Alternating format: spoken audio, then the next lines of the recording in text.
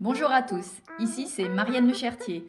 Bienvenue dans le podcast de Stratégie Pharma Pro, l'émission qui éclaire les pharmaciens titulaires dans leur quotidien de chef d'entreprise multicasquette. J'ai créé Stratégie Pharma Pro afin de soutenir et aider les confrères titulaires en m'appuyant sur mes connaissances et mon expérience issue des deux mondes, industrie et officine. Stratégie Pharma Pro est une chaîne qui allie retour d'expérience, astuces, erreurs à ne pas faire, mais aussi des aspects plus profonds de votre quotidien, comme l'organisation, la gestion de vos équipes, le recrutement ou le développement personnel. Tout cela dans un but unique, vous apporter les outils pour devenir enfin le pharmacien titulaire serein et épanoui que vous méritez d'être.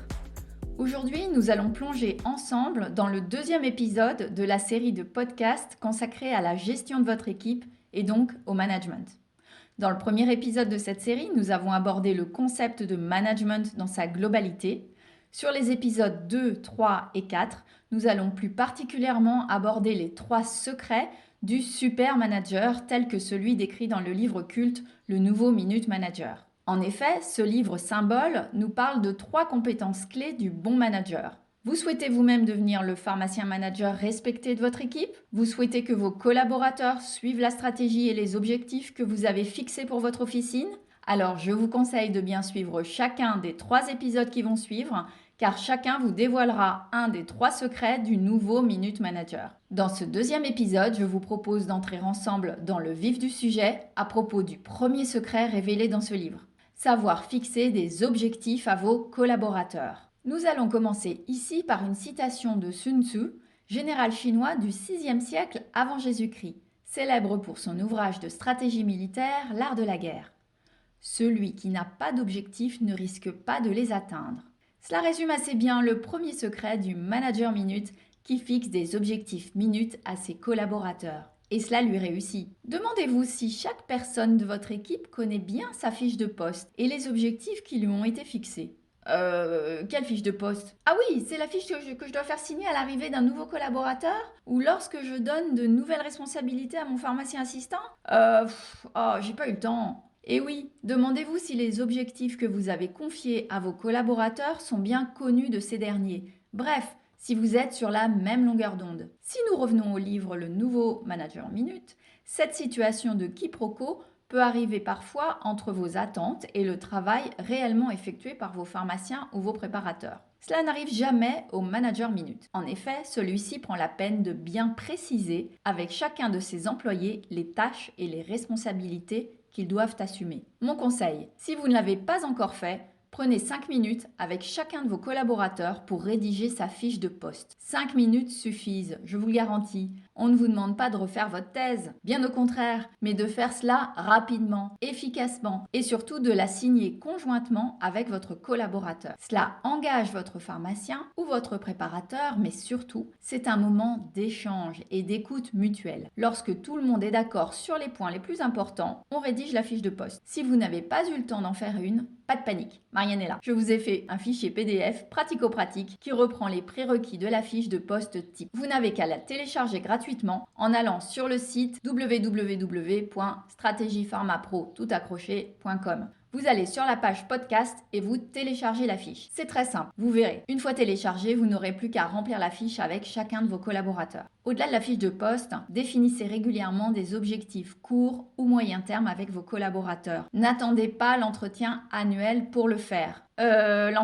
L'entretien annuel. Bon, on verra ça plus tard. Donnez des objectifs clairs à vos pharmaciens et préparateurs. Cela doit passer par une période d'écoute de votre part où vous définirez ensemble les objectifs à atteindre. Les objectifs doivent être clairs, précis et compréhensibles le plus rapidement possible. Une fois que l'objectif a été défini d'un commun accord, avec un écrit clair qui définit ce qui doit être fait et pour quelle date, il est écrit de manière concise. 1 ou 2 paragraphes suffisent. L'idée en fait, c'est de pouvoir lire ou revoir l'objectif en 1 minute environ. Il doit être facile de le consulter régulièrement pour vous comme pour votre collaborateur. Faites une page simple de l'ensemble des objectifs. Veillez à ne pas mettre trop d'objectifs sur cette fiche, entre 3 et 5 maximum selon la loi de Pareto. Cette loi, ou principe, tire son nom de son inventeur, l'économiste et sociologue italien Vilfredo Pareto, et elle date du début du XXe siècle.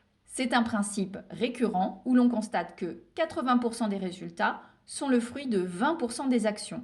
Ou, vu différemment, que 20% des causes produisent 80% des conséquences. La loi de Pareto nous invite en effet à identifier les actions dont les impacts seront les plus significatifs. Et elle peut s'appliquer à tous les domaines. Gestion de projet, gestion du temps, pertinence des actions, etc., etc.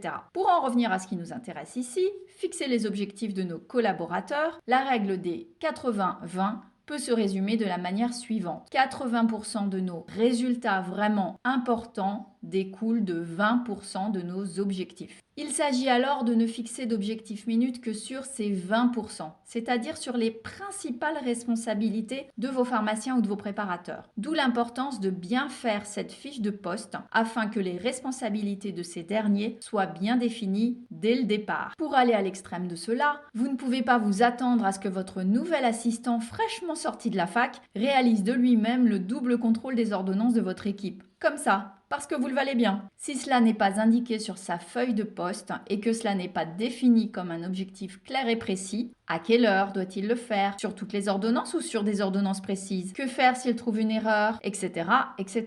Non seulement il ne le fera pas, mais il serait tout à fait déplacé, voire injuste, de le lui reprocher par la suite. Bon, par contre, on est bien d'accord que celui qui, tout droit sorti de la fac, est proactif et vous le propose car il a fait son stage chez un confrère qui était rodé en la matière et lui a tout enseigné, vous remerciez la Providence et vous lui demandez s'il souhaite rédiger ou revoir votre procédure sur le contrôle d'ordonnance et vous indiquez cette responsabilité sur sa fiche de poste ainsi que sur sa fiche d'objectifs minutes. Pour bien réaliser ces objectifs, il est enfin indispensable que le manager montre à son collaborateur ce qu'il faut faire jusqu'à ce qu'il ait bien compris et qu'il puisse le faire lui-même. Dès lors, de cette manière, il n'aura plus besoin de s'impliquer beaucoup par la suite. Les tâches et la quantité des objectifs doivent être réalisables par votre collaborateur. Évidemment, vous ne donnerez pas les mêmes objectifs à un pharmacien sorti de la fac qui vient de rejoindre votre officine et un pharmacien assistant qui travaille chez vous depuis 10 ans. Cette fiche simple d'objectifs sera signée par vous deux afin de pouvoir, vous comme lui, vérifier s'il est dans la bonne direction et à quel stade de réalisation il en est. Ainsi, vous pourrez vérifier périodiquement là où le collaborateur en est dans ses objectifs sans que cela ne prenne de temps. Votre assistant ou votre préparateur pourra également vérifier si ce qu'il fait correspond bien à ses objectifs et si ce n'est pas le cas, il pourra corriger le tir. Dans l'histoire du nouveau manager minute, une employée en témoigne. Cela nous aide à réussir plus vite, on se manage soi-même. Cela évite pour vous, pharmacien titulaire, de devenir le pharmacien tyrannique qui est toujours derrière ses équipes, le pharmacien titulaire qui ne délègue pas car il n'arrive pas à lâcher le contrôle de ses collaborateurs, le pharmacien titulaire qui ne prend jamais de vacances et se transforme en pharmacien gros matou qui a trop peur de voir danser ses souris quand il n'est pas là pour les voir. Vous voyez de quoi je parle ?